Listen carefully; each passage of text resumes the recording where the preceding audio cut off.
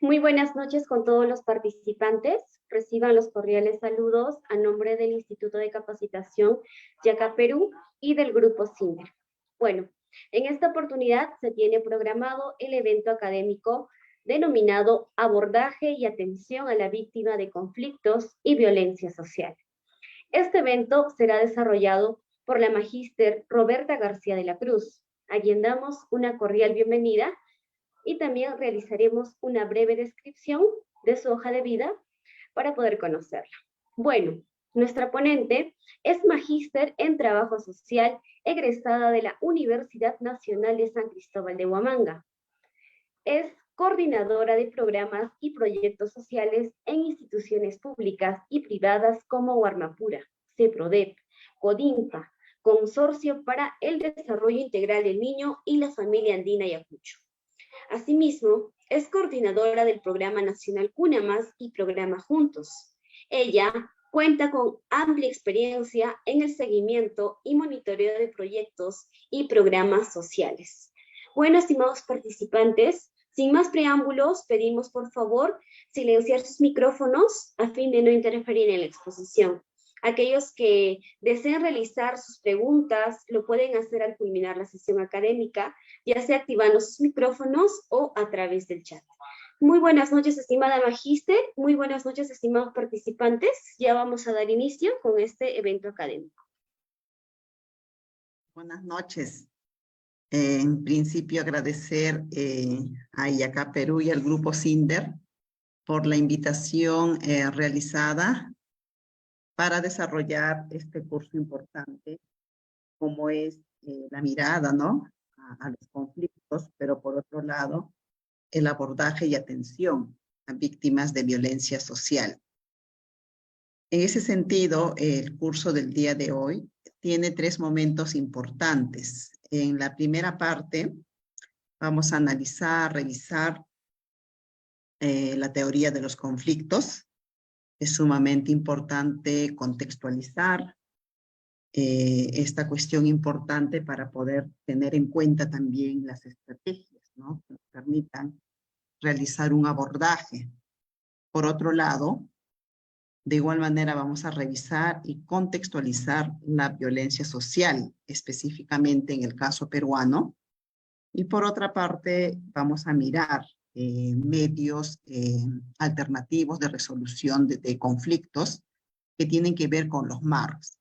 Seguramente al finalizar el curso se van a presentar algunas consultas, preguntas o quizás algunos comentarios y también algunas socializaciones desde las experiencias que puedan tener en relación a esta temática importante.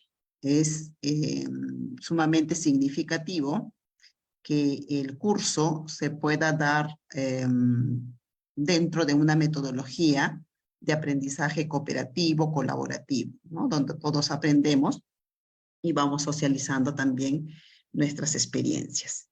Bien, yo he preparado unas diapositivas, las voy a compartir un momento, por favor. Ya. Antes de ir compartiendo, quiero señalar un punto muy importante y que tiene que ver justamente con este abordaje, ¿ya? Este abordaje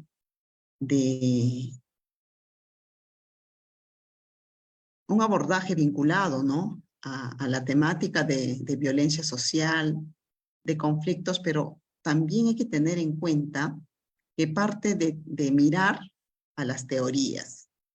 Entonces, quiero partir señalando qué es un conflicto. Tenemos en cuenta que ese conflicto es esa lucha, es esa disputa entre 2 o más personas, pero también entre 2 o más partes. Y un conflicto puede ser una oposición, discusión, un problema, un apuro o una situación complicada que se pueda presentar en un contexto determinado. Pero cuando hablamos de conflicto social, quiero señalar que es ese proceso complejo en el que sectores de la sociedad, el Estado o las empresas, perciben que sus objetivos, intereses, valores o necesidades son contradictorios. Entonces aquí hay que tener mucho cuidado. El conflicto debe ser adecuadamente canalizado para evitar que surja la violencia. Porque si no canalizamos ese conflicto, pues pasa a otro nivel y ya hablamos de violencia. Entonces, el conflicto tiene origen y estas pueden ser por las relaciones de desigualdad, por las comunicaciones poco claras que puedan existir entre los grupos, entre las personas, por la falsedad de datos, ¿no? Hay muchas cuestiones que se presentan, ¿no? Incluso hay denuncias cuando te señalan y dicen falsedad genérica, entonces eso se refiere a la falsedad de datos. Pero también el origen de los conflictos va vinculado hacia las creencias de los grupos, los valores, la insatisfacción de necesidades. Por otro lado, la escasez de recursos económicos y todo ello. ¿Ya? Esto, digamos, una cuestión mucho más preliminar para ir aterrizando en la teoría del conflicto. Entonces, la teoría del conflicto es una de las grandes escuelas de la teoría sociológica, de esa teoría sociológica moderna, y que es considerada como desarrollo, ¿ya? Que se produce, ¿no? En reacción a la estática del funcionalismo estructural. Entonces, durante las décadas de 1950 y 1960, la teoría del conflicto proporcionó una alternativa al funcionalismo estructural, pero que ha sido superada, pues, recientemente por las teorías neomarxianas, ¿no? Son teorías que realmente nos permiten también realizar ese análisis del conflicto. Por otro lado, cuando miramos la teoría del conflicto, es necesario que tengamos en cuenta el abordaje. El abordaje considerando las acciones que realiza cada persona, grupo, una organización o la misma sociedad. Entonces ahí tenemos que mirar que tenemos que generar cambios sociales. Esos cambios sociales, al mismo tiempo los cambios políticos. Entonces es importante que la esencia de estas teorías del conflicto se apoyan en esas estructuras de la sociedad, en la que pues grupos, personas, organizaciones, ¿no es cierto?, están dentro de esta sociedad. Entonces ahí surge también, por otro lado, que las estructuras sociales más importantes, por ejemplo, como las leyes, pues configuran ese ordenamiento de un Estado y que dan forma, ¿no?, a la vida cotidiana de un grupo y que estas están diseñadas para dar soporte a los grupos. Entonces, esta teoría mira justamente a esas masas. Analiza desde distintos puntos de vista, ¿no es cierto? Entonces ahí tenemos que tener en cuenta cómo analizamos un determinado conflicto. ¿Por qué se está produciendo un conflicto? Entonces es necesario tener en cuenta, y mirando la parte práctica, efectivamente, señalar que esta teoría del conflicto se aplica sobre todo para tratar de explicar los conflictos sociales. Estos conflictos sociales como algo genérico, que va mucho más allá de esas manifestaciones concretas, ¿no?, en las acciones de una persona, en las acciones de un grupo social, pero también su utilidad para lograr el avance y la cohesión de la sociedad. Entonces, eso es sumamente importante. Sé que son cuestiones complejas, pero no tenemos que dejarlo de lado, ¿no? Porque para abordar un conflicto tenemos que tener en cuenta estas cuestiones importantes que parten, ¿no?, de esos conceptos.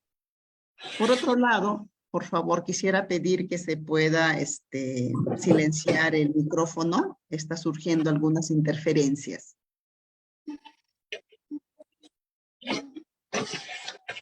Bien, entonces, por otro lado, les decía que la teoría del conflicto está íntimamente vinculada a la teoría de los juegos y a los estudios y escuelas sobre negociación. Entonces, la negociación pasa a ser parte de estos medios alternativos de resolución de conflictos.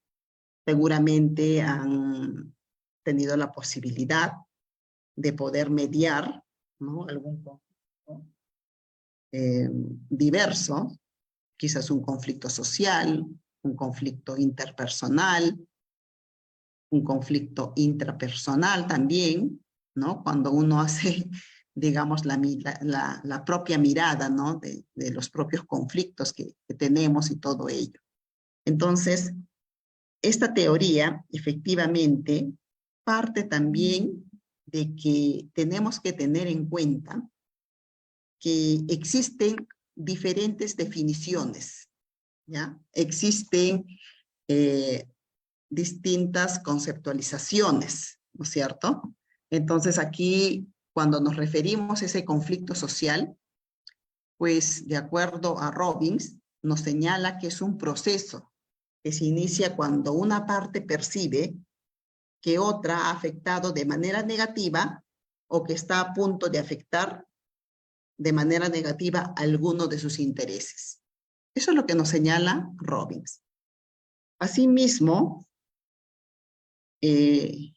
Coser señala que el conflicto social es esa lucha por los valores y por el estatus, el poder y los recursos escasos, en el curso de la cual los oponentes pues desean neutralizar, dañar o eliminar, ¿no?, a sus contrincantes, a sus rivales. Entonces, un conflicto será social cuando trasciende lo individual y procede de la propia estructura de la sociedad. Así es. Ahí recién podemos hablar de conflictos sociales, ¿ya? Cuando trasciende lo individual y procede a la estructura de la sociedad, ¿no? Y que se presentan pues por diversos, digamos, situaciones, ¿no? Y que llaman también nuestra atención en el aspecto de poder, digamos, analizarlo, como les decía, y dar respuesta a las razones por qué se producen esos conflictos. Al poder evidenciar un conflicto, como les decía, tenemos que dar esa respuesta como parte del proceso de nuestro análisis, de nuestra reflexión, mirando esa situación, ¿no es cierto? ¿Por qué se producen esos conflictos? Entre los grupos, entre las clases sociales, entre las propias ideologías, y cómo diversas teorías, ¿no?, nos dicen que se tienen que ir, obviamente, mirando, analizando ese avance social a través del conflicto, con el cambio que se logra, pues, a través de cuestiones de cooperación, cuestiones que tengan que ver con la paz social y todo ello. Entonces, es necesario mirar y construir, ¿no?, diversos puntos de vista. Es necesario identificar los factores explicativos, por qué se están presentando esos conflictos, por qué se presenta esa situación. Entonces ahí, vuelvo a insistir, es sumamente necesario, importante, tener en cuenta esa cuestión de análisis y reflexión. Por otro lado, existen dimensiones del conflicto. Por un lado está la dimensión positiva y por otro lado la dimensión negativa. Entonces, podemos mirar que cuando revisamos la dimensión positiva, pues hablar de conflicto implica crecimiento. Hemos escuchado muchas veces, ¿verdad?, a especialistas, a personas que dicen, pero el conflicto es necesario porque implica el crecimiento, es sinónimo de oportunidad, porque protege la relación entre las partes y permite llegar a soluciones que crean valor para todas las personas o para todos los grupos implicados. Pero cuando revisamos la dimensión negativa, podemos señalar que trata de mirar esa dominación. La frustración destruye y perjudica, ¿no?, alejando a las partes. Entonces el problema se mantiene en el tiempo, sin llegar a una solución satisfactoria. Esas son las dimensiones del conflicto. Cuando analizamos los conflictos sociales, también es necesario tener en cuenta, digamos, miradas importantes desde el reporte que elabora de manera mensual la Defensoría del Pueblo. Y es una intervención sumamente importante de una institución del Estado, donde analiza y reflexiona sobre su proceso de intervención. Es mirar a la persona, a los grupos que están en riesgo o se vulneran los derechos de las personas. Quiero señalar que al hablar de conflictos sociales, hablar de violencia social, es una temática sumamente especializada que requiere de un proceso de análisis de contexto, mirando esta cuestión importante de vulneración de derechos de las personas. Pero por otro lado también miramos esa confrontación violenta, ¿no es cierto?, que afecta no solamente a la persona, a los grupos, sino que afecta a la gobernabilidad local, la gobernabilidad nacional, regional. Se desfavorece esas condiciones para el desarrollo. Cada día miramos, ¿verdad?, las situaciones que se van presentando a nivel de país. Se desestimula una cultura de diálogo, una cultura de paz. Entonces, esta institución, la Defensoría del Pueblo, pues mira cuestiones importantes que van hacia la prevención de esos conflictos sociales. Y la gobernabilidad, obviamente, ¿no?, en articulación, en coordinación de distintas oficinas defensoriales, módulos de atención defensorial en todo el país. Pero asimismo también orienta la intervención. Nuestras intervenciones en el abordaje, atención, ¿no?, a víctimas de violencia social no pueden estar desarticuladas. Hay que proteger esos derechos fundamentales, ¿no es cierto?, pero que todos estén pues basados en procesos de diálogo, en procesos, digamos, de legalidad, ¿no? Entonces, aquí es necesario mirar a esta institución también como una institución especialista en la defensa y supervisión, justamente para prevenir, para intermediar. Entonces, una de nuestras cuestiones importantes que tenemos que tener en cuenta en la atención, por ejemplo, son las derivaciones de esas situaciones que se puedan presentar. Y uno de ellos, pues, es efectivamente la Defensoría del Pueblo. Como les decía, centra su intervención en esa defensa, en esa supervisión, para poder prevenir, para poder intermediar, a fin de evitar situaciones, ¿no?, que puedan amenazar, vulnerar derechos fundamentales. Entonces, pero también mira cuestiones de generar mecanismos de diálogo, ¿ya?, que ayuden a solucionar un conflicto social. Entonces, la Defensoría del Pueblo tiene reportes mensuales. Seguramente han tenido la oportunidad de revisar, de poder leerlo. Si no lo han hecho, las invito a que puedan realizar, ¿no? Nos da mayores, digamos, elementos de análisis. porque cuando ellos hablan de reporte de conflictos sociales, miran básicamente a ese instrumento de monitoreo, ¿ya? Cuyo objetivo principal es poder informar acerca de los actores, acerca de los problemas, acerca del desarrollo de los conflictos sociales, ¿no? Registrados por la Defensoría del Pueblo a nivel nacional. ¿Ya? No solamente se entra, digamos, a ese registro en la ciudad de Lima, ¿no? Digamos, como un espacio mucho más territorial amplio, sino el registro es a ese nivel, ¿no? A nivel nacional. Entonces es una información sumamente valiosa, como les decía, para poder mirar cuestiones importantes que tienen que ver con los conflictos sociales. Entonces, en esas intervenciones defensoriales, pues también tienen distintas modalidades. Por un lado, hablan de supervisión preventiva, ¿no? Entonces, por ejemplo, realizan visitas de inspección, entrevistas con actores, tienen reuniones, talleres de trabajo, alertas tempranas, etcétera. Pero por otro lado también tienen, digamos, una función básica de intermediación. Y entonces ahí supone la presencia en mesas de diálogo, la generación de mecanismos de diálogo, la presencia en comisiones de alto nivel.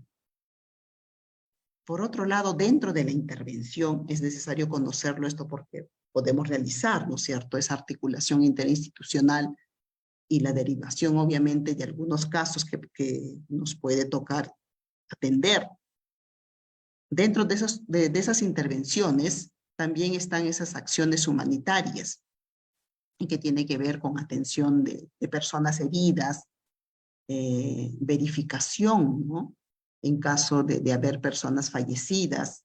Y por otro lado, una cuestión importante que no tiene que estar desvinculado a ese proceso de abordaje y atención a las víctimas es el apoyo en acciones de defensa legal. Esto es sumamente clave. Y aquí tiene que ver, por ejemplo, con la verificación, ¿no? Digamos, de personas en situación de detenidos.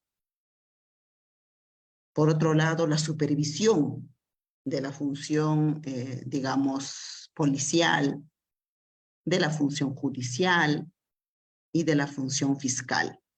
¿Ya? Entonces ahí son intervenciones que tienen distintas, digamos, aristas, ¿no? Para poder mirarlo y tener en cuenta ese proceso de intervención. Asimismo, la Defensoría del Pueblo señala que el conflicto social debe ser entendido como un proceso complejo. Así es, por eso les señalaba que parte de un proceso de análisis de contexto, de analizar a los distintos sectores de la sociedad, de analizar el mismo proceder del Estado, de las empresas, que perciben, ¿no?, que esos objetivos, intereses, valores, necesidades son contradictorios y que eso pues puede derivar, ¿no?, en situaciones de violencia. Hay que tener en cuenta que el conflicto es inherente a la vida. ¿Ya? El conflicto se puede presentar en cualquier momento, ¿no es cierto? Hablamos ya, por ejemplo, seguramente están escuchando en los medios de comunicación, señalan que se viene una nueva toma en Perú, en Lima, ¿no es cierto? Entonces, cuando miramos el conflicto, es inherente a esa vida, es una característica natural e inevitable de la existencia humana, pero también de esa interacción social. Hay que tener en cuenta que conflicto y violencia no son lo mismo. Son dos variables totalmente distintas.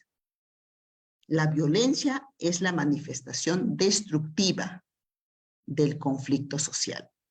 Por eso decimos, si no prevenimos esa situación de conflicto social Si no intervenimos, pues esto puede llegar a desatar violencia. Cuando hablamos de los conflictos sociales, también es necesario mirar a los actores. Entonces ahí tenemos actores primarios, actores secundarios y actores terciarios. Cuando me refiero a actores primarios, son aquellos que participan directamente en el conflicto, ¿ya? Son los actores primarios.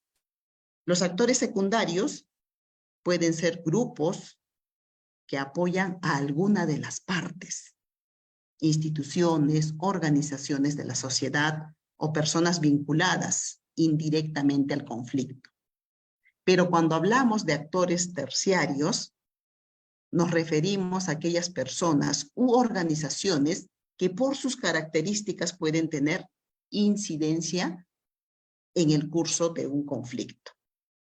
¿Ya? Miren la importancia de poder, digamos, también identificar a esos actores en los conflictos sociales. Por otro lado, tenemos que tener en cuenta el estado de los conflictos, tal cual lo refiere también la Defensoría del Pueblo. Y hablamos de conflictos activos, de conflictos latentes, de conflictos resueltos. Cuando hablamos de un conflicto activo, es ese conflicto social expresado en alguna de las partes o por terceros a través de demandas públicas, formales o informales. Conflicto latente es ese conflicto social no expresado públicamente, ¿no? Y permanece oculto, inactivo, silencioso, en el que se puede observar, pues, la concurrencia de diversos factores explicativos y que tienen en curso, ¿no? Digamos, cuestiones que no se manifiestan. Entonces, ahí tener en cuenta también que es hablar de ese conflicto que habiéndose manifestado, ha dejado de, digamos, de tener esa resolución. Y cuando hablamos de conflicto resuelto, es ese conflicto social cuya solución aceptada por las partes mediante acuerdos, normas, resoluciones, dan por concluida esa disputa. Entonces ahí tener en cuenta esos puntos importantes. Bien, por otro lado,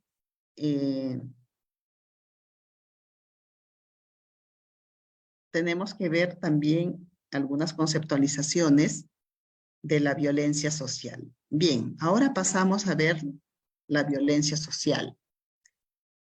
Cuando nos referimos a la violencia social, es ese acto cuyo impacto social atenta a la integridad física, psíquica o relacional de una persona o colectivo, siendo estos actos realizados por una persona, por un sujeto o por la propia comunidad. Esa es la violencia social. Asimismo, según el World Health Organization, este fenómeno hace referencia a cualquier acción deliberada usando la fuerza física o el poder, ya sea real o no, en perjuicio de una persona, de una colectividad o sociedad que pueda generar heridas, daño psíquico, problemas de desarrollo o privaciones, incluyendo la muerte. Cuando miramos esa violencia social, también parte ya de un análisis de contexto. Aquí está el contexto. Y hay que señalar que en el caso peruano, la violencia social, y eso lo sabemos muy bien, ha crecido en los últimos años con mucha más fuerza, ¿no es cierto? Y esto ha generado situaciones de alerta, no solo de alerta, sino también de preocupación, de incertidumbre por las situaciones que se puedan presentar. Muchas veces somos víctimas, ¿verdad?, de la delincuencia, de actos violentos y que realmente repercuten, ¿no es cierto?, en nuestra integridad física, en nuestra integridad psicológica y todo ello.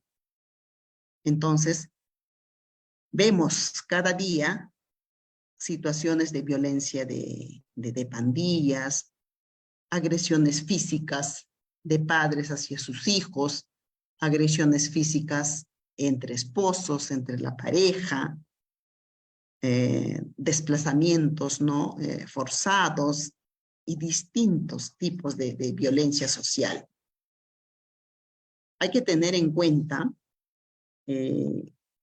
según Guamán Chura, ¿no? Que es una investigadora, ella señala que efectivamente nuestro país atraviesa esas situaciones muy difíciles. Los medios de comunicación nos dan alcances, ¿no?, de la situación social en la que vivimos. Entonces ahí, digamos, existe, ¿no?, digamos, una frase que lo hemos escuchado seguramente, y alguna vez quizás lo hemos mencionado, que señala a la persona, al hombre, como el único depredador capaz de dañar a su propia especie. Entonces aquí el daño provocado por este depredador puede ser pues desde lo verbal, desde lo físico, desde lo psicológico, desde lo sexual, llegando incluso a quitar, ¿no?, la vida de las personas. Entonces, vamos viendo, ¿no?, incluso fantasmas de la violencia. ¿Cuántas veces nos ha ocurrido, ¿no?, que estamos caminando, digamos, por una calle, por un lugar que quizás no está muy bien iluminado, nos vamos ya preocupando, nos asustamos, ¿verdad? Y no estamos tranquilos o tranquilas. Entonces, vamos viendo ese fantasma de la violencia en todos lados. En los hogares, en los centros de estudios, en la vecindad, en la comunidad, en el barrio y en el país en general. La cifra es alarmante, ¿ya?, de violencia social. La cifra es alarmante. Entonces ahí tenemos que tener en cuenta que la violencia en nuestro territorio no nacional, ¿ya?, es álgida. Es álgida. Y esto nos genera también muchas veces una sensación de impotencia, ¿verdad? Por favor, quisiera pedir que se pueda apagar el audio. Surge algunas interferencias. Ya, muchas gracias. Entonces les decía que nos genera, ¿no?, esa sensación de preocupación, de impotencia. Hay que tener en cuenta que la violencia no distingue género, no distingue etapa de vida, no distingue nivel socioeconómico, ni procedencia, ¿no es cierto? Entonces ahí estamos en una situación de riesgo, ¿ya?, frente a la violencia. Tenemos, ¿no?, distintos grupos poblacionales que están en riesgo. Menores de edad, mujeres, personas de la tercera edad, personas que tienen cierta discapacidad, ¿no? Y hay estadísticas, digamos, álgidas, grandes, que exponen esa fragilidad de las personas. ¿Ya? Entonces, prácticamente se convierten en grupos vulnerables. Por otro lado, la violencia social también se tipifica en tipos de violencia. Los vamos a revisar aquí. Uno de los tipos de violencia es hacia uno mismo o llamada autoinfligida, ya que circunscribe las autolesiones y el suicidio. Y estas pueden ser incluidas en ese automaltrato, ¿no? El suicidio puede incluir la ideación suicida, las tentativas y el suicidio propiamente dicho. Pero por otro lado, está la violencia hacia otros, que es otra tipología, también conocida como interpersonal. Y aquí incluye la violencia familiar, violencia comunitaria. Y entonces ahí también existen experiencias diversas de abordaje y atención a la víctima. Cuando hablamos de esa violencia familiar, ¿no? Me refiero, por ejemplo, que existen diversas instituciones, servicios especializados para poder atender los casos de violencia familiar. Tenemos al Ministerio de la Mujer y Poblaciones Vulnerables, ¿verdad? Con sus servicios, por ejemplo, como es el Centro de Emergencia Mujer, a nivel regular y a nivel comisaría, donde las atenciones tienen un abordaje interdisciplinario, área social, área de psicología y el área legal.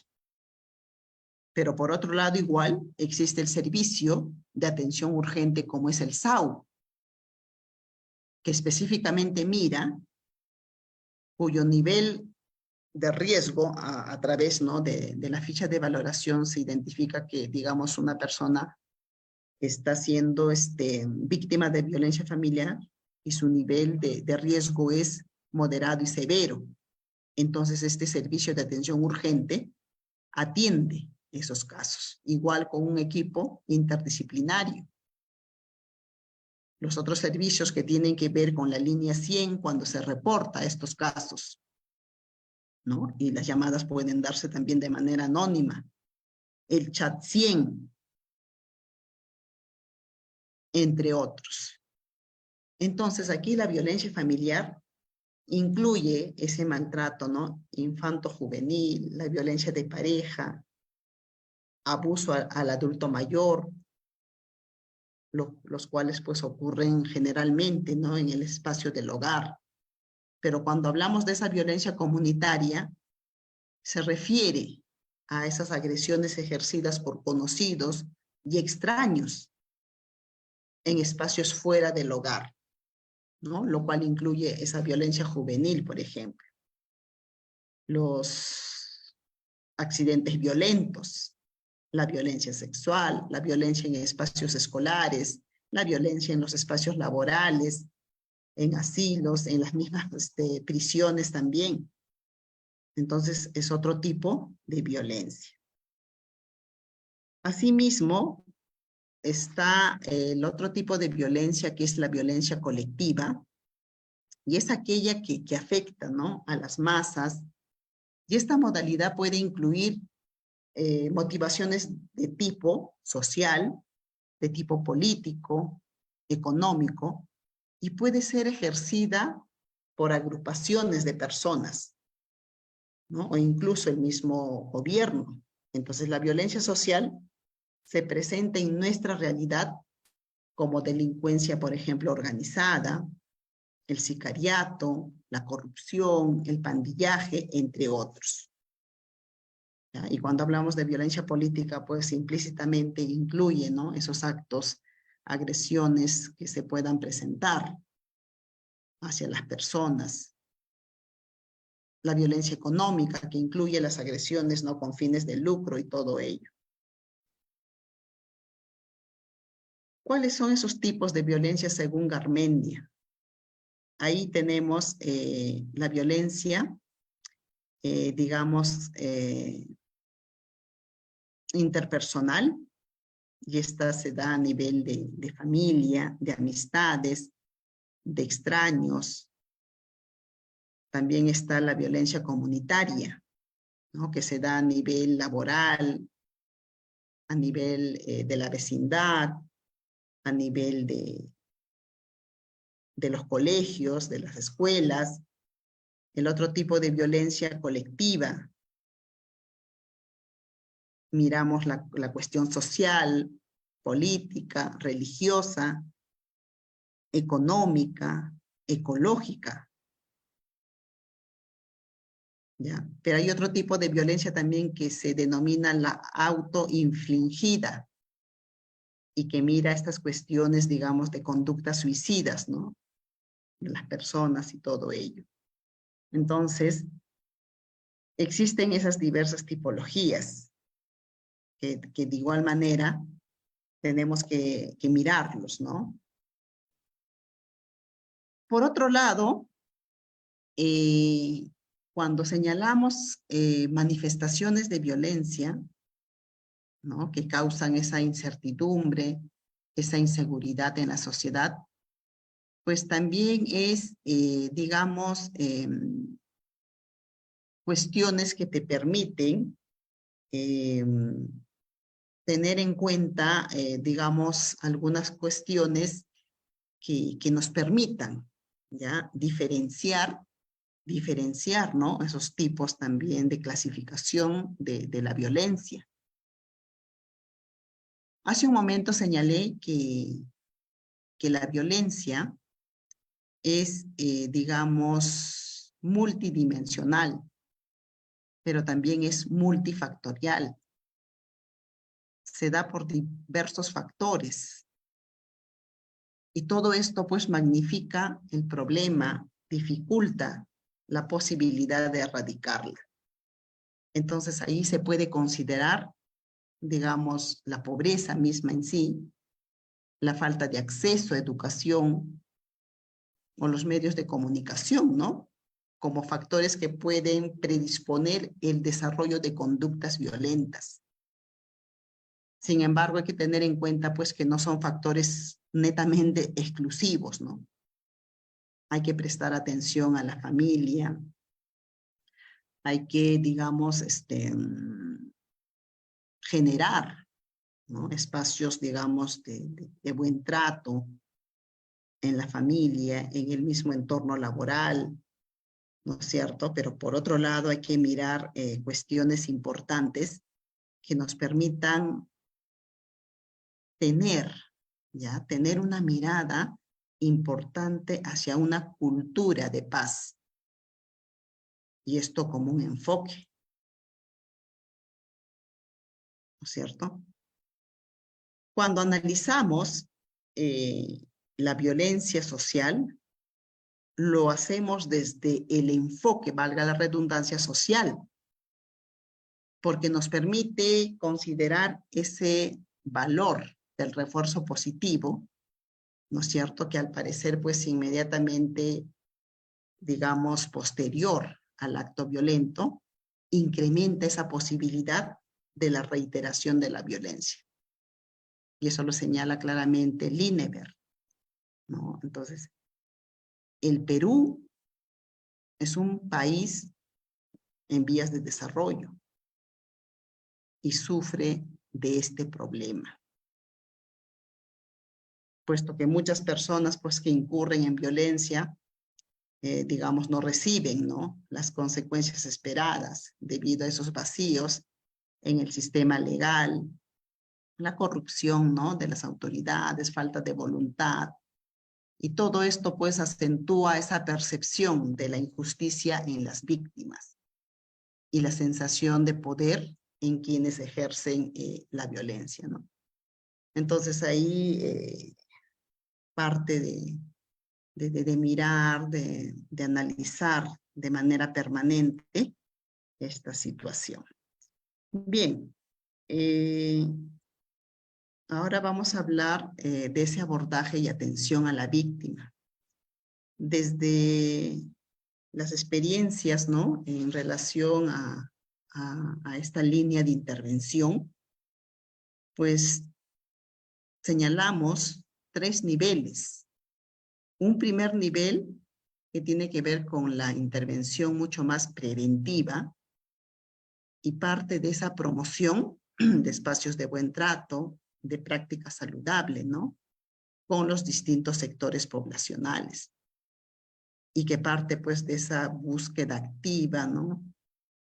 De participación de las personas, justamente para poder, digamos, aplicar, ¿no? Comportamientos de buen trato. Por otro lado, tenemos el nivel de intervención en riesgo, cuando existe pues un peligro, ¿no? Para la persona, la familia, el grupo, sea este consciente o no de la situación,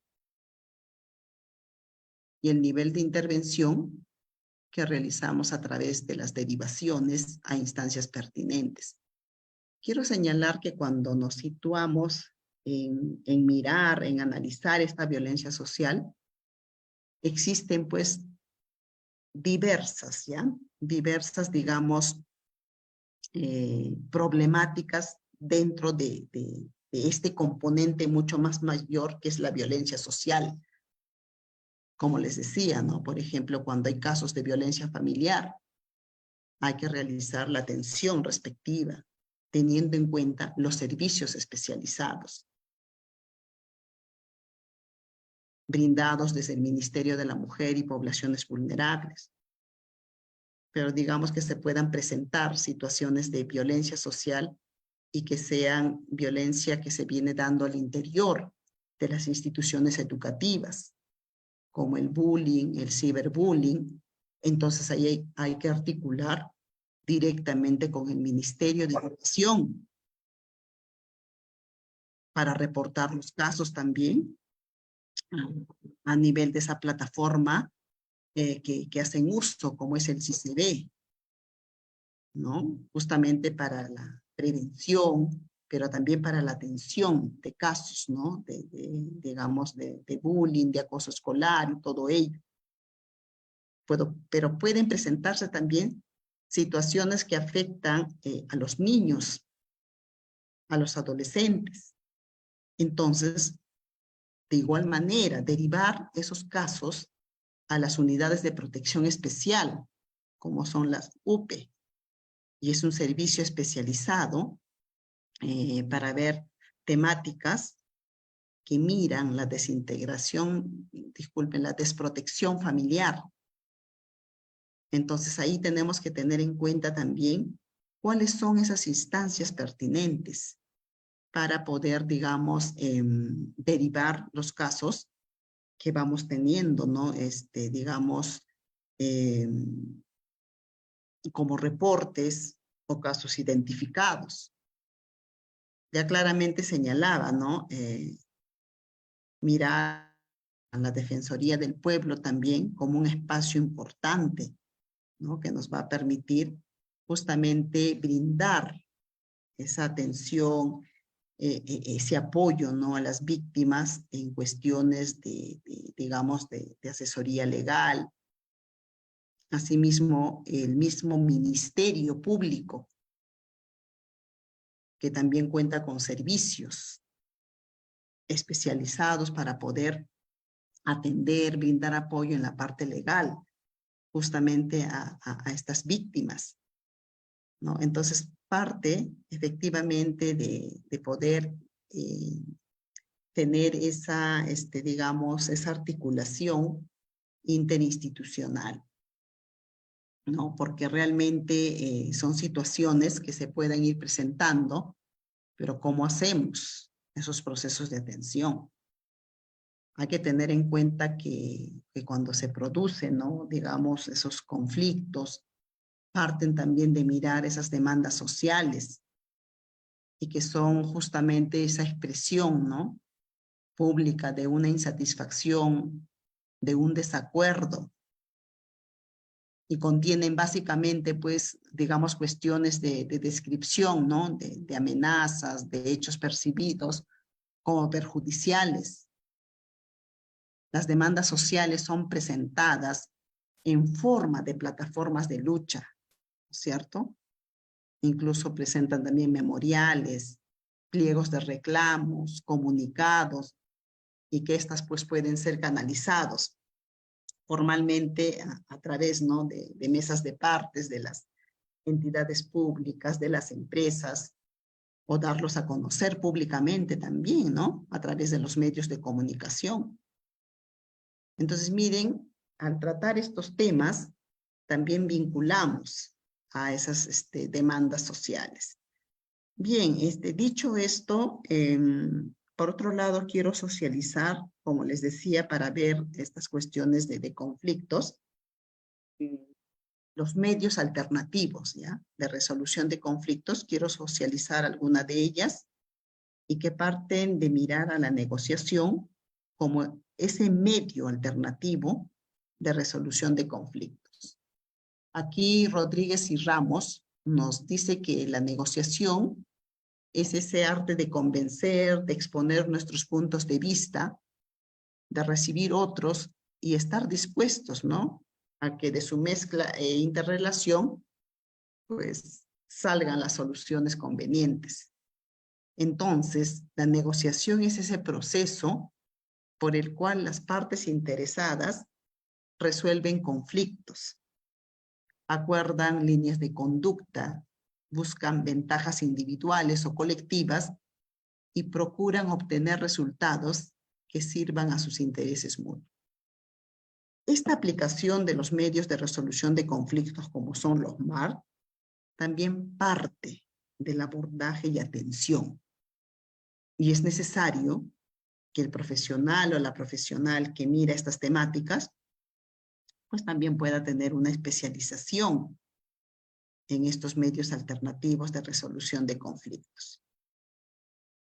También la negociación es un proceso de comunicación dinámica en el cual dos o más partes intentan resolver diferencias y defender intereses en forma directa a través del diálogo, con el fin de lograr una solución o un acuerdo satisfactorio. Muchas veces se suele pensar que la negociación solo se da entre grandes, ¿no?, ejecutivos, y que solo es una cuestión de dinero, pero lo cierto es que la negociación es algo que todos nosotros realizamos a diario y en distintos aspectos de nuestras vidas. En todo estamos negociando, ¿verdad?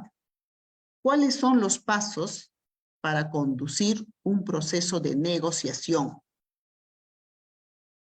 Primero, la definición del conflicto. Es un ejercicio mental, es un ejercicio verbal que realizan las partes. Primero, para reconocer y expresar qué tipo de conflictos tienen y cuáles son sus características. Entonces, de este modo se tendrá claro de qué se trata durante la discusión y toma de decisiones para resolverlo. Segunda pauta, el análisis del conflicto. El conocimiento más profundo del conflicto permite llegar a establecer lo que éste significa en la vida de cada una de las partes. Otros elementos a tener en cuenta son las expectativas, las capacidades, las voluntades y los intereses opuestos que tienen las partes. Y esto facilita, pues, que se tome conciencia sobre las causas del conflicto. ¿Cuáles son sus posibles consecuencias en caso de que no se resuelva? ¿Y qué ventajas habría si ésta se resuelve? ¿No es cierto? Pero asimismo también hay que identificar esos factores explicativos que nos permitan entender por qué se originó ese conflicto. Entonces, se trata de identificar todos los elementos. Tercera pauta, la generación de opciones. Y es un paso que se debe seguir luego de que el conflicto y sus consecuencias son conocidos, ¿no? Entonces, en este momento se identifican diversas opciones para poder solucionarlo, porque puede haber, pues, más de una opción que se pueda aplicar. Así es. Aquí tenemos que tener diversas opciones. Opción A, opción B, opción C, hasta opción D. ¿No es cierto? Tiene que haber diversas opciones. Cuarta pauta, la selección de la opción. Aquí parte ya de seleccionar la opción. De todas las opciones que puedan ayudar a resolver el conflicto, es necesario seleccionar una. Y esa selección se hace considerando los aspectos positivos y negativos que cada opción sugerida tiene, descartando las que tienen, digamos, mayores aspectos negativos, ¿no? Quinta pauta, es necesario el seguimiento. Y este es un paso muy importante. La resolución de un conflicto no asegura su cumplimiento. Es necesario asignar tareas, asignar responsabilidades para asegurar que se den los pasos para que la solución del conflicto sea definitiva. Y la otra pauta es la evaluación. Es ese control que se hace para comprobar si los pasos necesarios para resolver el conflicto están siendo ejecutados por las personas comprometidas con los recursos asignados en la forma acordada y en el tiempo establecido. Miren ahí las pautas que importantes, ¿no es cierto?, para tomarlas en cuenta. ¿Cómo prevenir los conflictos sociales? Primero, es necesario el fomento de una cultura basada en la igualdad. Mediante determinadas campañas, ¿no? Se puede fomentar una cultura que se base en la igualdad entre las personas para que no exista esa discriminación por razón de sexo, de edad, de religión, de raza, entre otros aspectos. La sensibilización hacia la solidaridad. Esas sensibilizaciones permanentes que realizamos como parte de un equipo técnico, ¿verdad?, de una determinada institución, organización. Les comento que desde mi intervención, pues no solamente se hablan de sensibilizaciones colectivas, sino también de las sensibilizaciones individuales que podemos hacer con las poblaciones. Entonces aquí la sensibilización se logra dando a conocer la situación de las personas más desfavorecidas, ¿no? Para que tengan visibilidad y buscando soluciones a su situación. Entonces aquí parte también de mirar a la persona como un sujeto social de derechos, ¿no es cierto?, que tiene fortalezas, capacidades, potencialidades, pero al mismo tiempo también tiene dificultades y que tienen que ser partícipes en la búsqueda de la solución a los conflictos. Por otro lado, la educación en valores. Si desde pequeños los niños y las niñas aprenden lo que es el respeto, ¿no?, a las diferencias, la importancia de valores como la amistad, la honestidad, la solidaridad o la paz, serán pues adultos con una mente mucho más abierta y dispuestos a convivir, ¿no?, en armonía, dispuestos a convivir en espacios y o entornos de buen trato.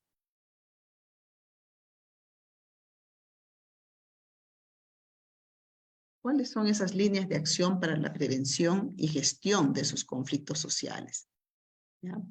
Un punto importante tiene que ver con la prevención, ¿no es cierto? Y cuando hablamos de prevención es anteponernos a poder implementar acciones que eviten, ¿no es cierto?, que se puedan producir los conflictos. Por otro lado, el mismo tratamiento. Entonces ahí parte de mirar qué tipo, ¿no es cierto?, de violencia social se está presentando en primer orden. ¿Cómo va a ser su tratamiento? ¿Cómo se va a realizar el proceso, digamos, de derivación también, del seguimiento? Entonces, son cuestiones importantes, son líneas de acción que realmente nos permiten, por un lado, diseñar estrategias precisas, minuciosas, para poder realizar la atención y ese abordaje. Pero parte también, por otro lado, de mirar que, quiero poner un ejemplo, ¿ya? Digamos, el aprendizaje social de los niños. Y cuando hablamos de aprendizajes sociales, mi mente se remonta a poder, digamos, revisar, ¿no?, las bibliografías de Bandura, donde nos señala que el aprendizaje, pues, digamos, se va dando a través de procesos de observación. Y nos dice que los niños y adolescentes, al observar el comportamiento violento, en este caso de los adultos, pues interiorizan esos aprendizajes. los cuales quedan almacenados en su memoria y que a posteriori puede brotar pues en situaciones digamos, de violencia, de conflicto. Entonces, una forma clara de este aprendizaje en nuestra cultura peruana puede representarse en el machismo, ¿cierto? El cual pues forma parte de la educación cotidiana, colocando en una posición de superioridad a los varones sobre las mujeres. Son típicas las frases, ¿no?, que se utilizan y hasta ahora lo seguimos escuchando, ¿no es cierto? Hasta digamos, en nuestra sociedad. Cuando dicen, por ejemplo, primero hay que atender, ¿no?, a los varones, no necesitas estudiar tanto, ¿para qué ya te calificas más? ¿Para qué vas a seguir estudiando? Las mujeres deben estar en la casa. Son todavía algunas frases que seguimos escuchando, ¿verdad? Y en esa misma línea, la influencia, quiero señalar aquí claramente, de los medios de comunicación en el desarrollo de la violencia, ¿no? Porque al transmitir continuamente la violencia en la televisión y reportarla como noticia, van contribuyendo a esa normalización de la violencia, ¿no es cierto? Esa normalización de la violencia en los más pequeños, debido pues a los altos índices de exposición que tienen. Entonces ven la violencia como una alternativa, ¿no?, de solución de conflictos y se van ejecutando en su día a día, ¿no? Entonces ahí diseñar distintas estrategias para ir desarrollando acciones concretas que nos permitan realmente abordar y atender a esas víctimas, ¿no?, de violencia social, a personas que están en situación de conflictos. Porque cuando hablamos de conflictos, y ya les he señalado las tipologías, pues para mí es clave e importante aplicar los medios alternativos de resolución de conflictos, ¿no es cierto? Entonces, son medios que realmente nos permiten, pues, ver, digamos, brindar cierta asistencia técnica, cierta asesoría, para que se pueda, digamos, tener en cuenta, ¿no?, esas estrategias que permitan, digamos, atenuar, que permitan resolver un conflicto y que no llegue a situaciones de violencia. Porque al llegar a situaciones de violencia, efectivamente ya es una situación mucho más álgida. Y en todo este proceso, con esto quiero ir terminando, podemos ampliar la información a través de sus preguntas, es que tenemos que fomentar esa cultura de paz. Obviamente que es una cuestión también difícil, ¿no? Cuando nos preguntamos cómo fomentar esa cultura de paz. ¿Cómo voy a hacer para fomentar esa cultura de paz? Entonces ahí tenemos que tener en cuenta puntos de partida. Y esto tiene que ver, digamos, con los procesos de sensibilización, con los procesos de compromiso, de responsabilidad de las personas para poder generar esos espacios de buen trato, digamos, de mirar, por otro lado, como lo señala la UNESCO, a ese conjunto, ¿no?, de conductas, a ese conjunto de principios y formas de vida en contra de la violencia que buscan prevenir los conflictos, promoviendo ese diálogo, promoviendo ese respeto, promoviendo la negociación desde lo individual como personas hasta lo colectivo. Bien, con esto quiero terminar y como les decía, podemos ampliar la información a través de las preguntas, quizás de las consultas, o quizás de alguna socialización de parte de ustedes en relación a estos procesos, ¿no? De abordaje, de atención, de los mismos conflictos, de la misma violencia social. Muchísimas gracias.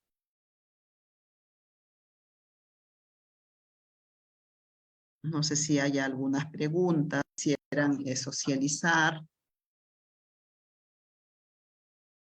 Yo voy a compartir con IACAP Perú este material y también una lectura importante que es necesario poder revisarlo para poder, digamos, la violencia social a nivel de país.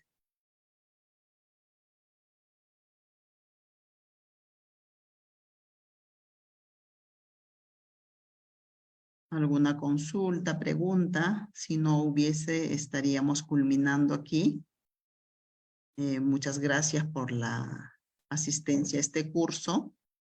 Seguramente va a haber otras sesiones en la cual pues se van a ir, como les decía, ampliando más información y todo ello.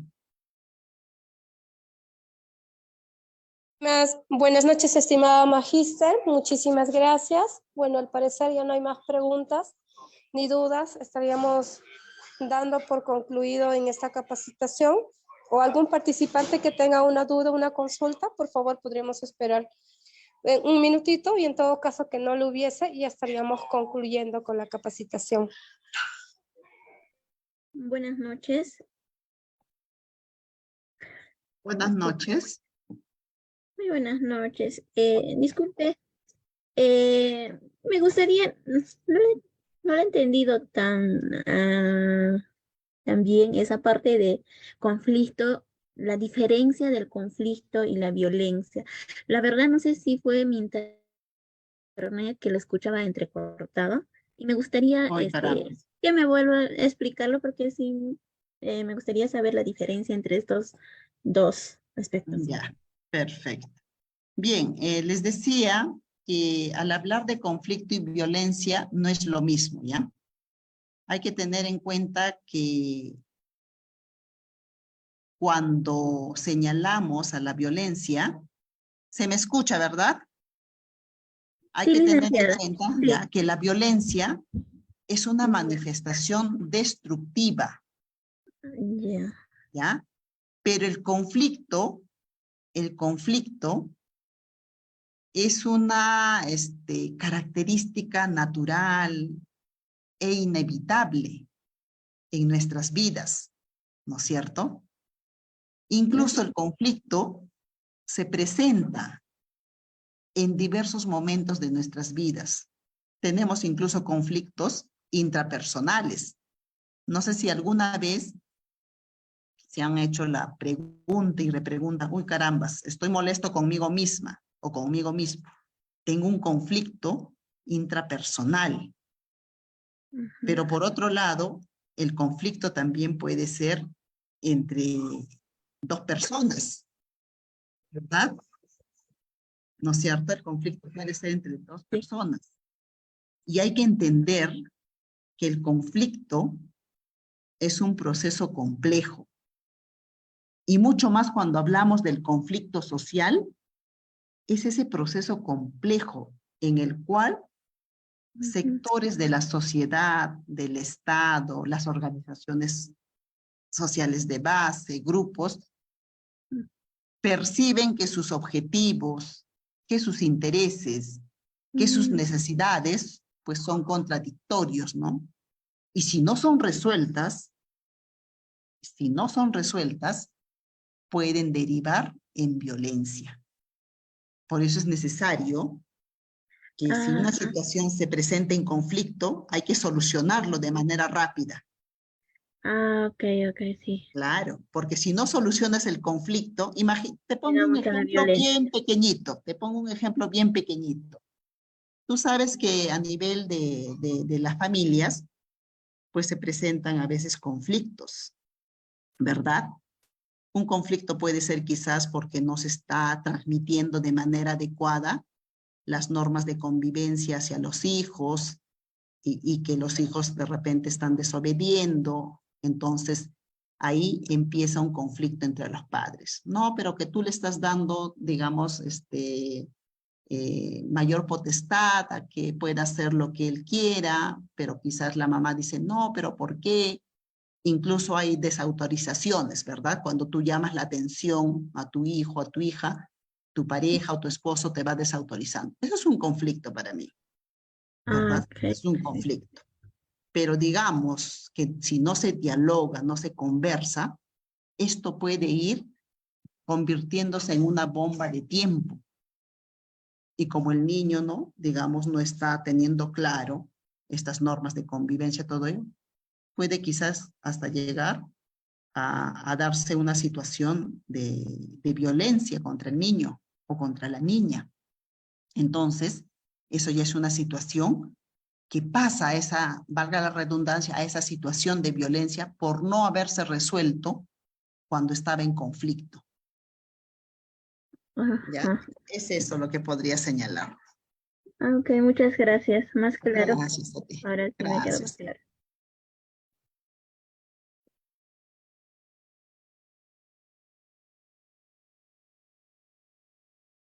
Castillo Pantoja dice un ejemplo, por favor, sobre violencia social.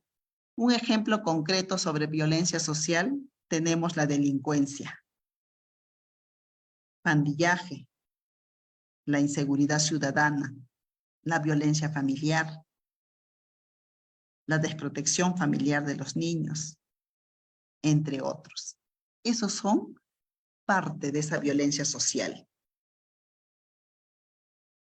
¿Cuántas veces, no? Estamos viendo de manera directa, pero también en los medios de comunicación, situaciones de delincuencia, asesinatos en el día a día. Eso es parte de esa violencia social.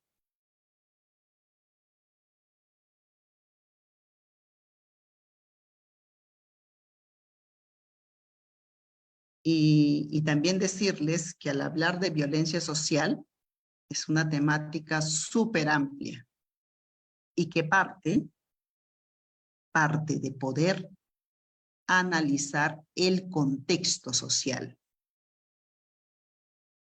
Ese contexto social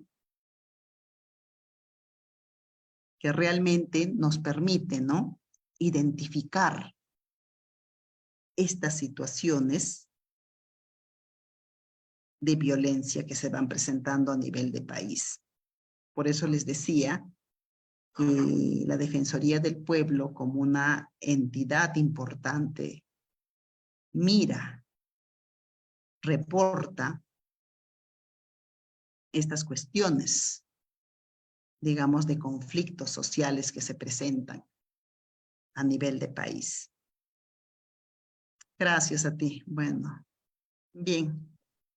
Muchas gracias una vez más por la participación de ustedes, muy agradecida y bueno, estaríamos finalizando con esta presentación. Muchísimas gracias.